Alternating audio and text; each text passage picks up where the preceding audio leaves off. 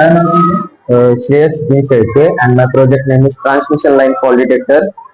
Basically आपण हे fault detect करतो, जसं की आपण ट्रान्समिशन लाईन पाहतो, यामध्ये कोणता पण फॉल्ट झाला तर लगेच ट्रान्समिशन लाईन फॉल्ट झाल्यावर इलेक्ट्रिसिटी डिपार्टमेंटवर परिणाम पडतो किंवा ट्रान्सफॉर्मर सुद्धा जाऊ शकतं. यामध्ये 3 प्रकारचे फॉल्ट डिटेक्ट होता: line to line fault, line to ground fault आणि फायर फॉल्ट.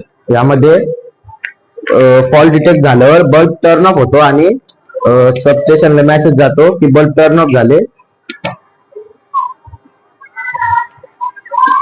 फॉल्ट झाल्यावर सबस्टेशनला मेसेज जातो की बल्ब टर्न ऑफ झाले. त्यामुळे ते लवकरात लवकर त्या जागेवर जाऊन ते प्रॉब्लेम सॉल्व्ह करू शकतात. कोणता कोणता लाईट लागतो?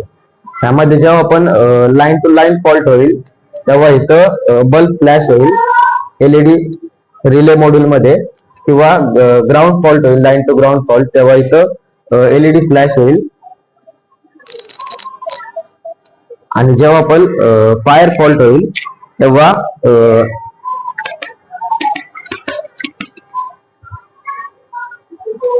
हा light bulb LED light flash होईल.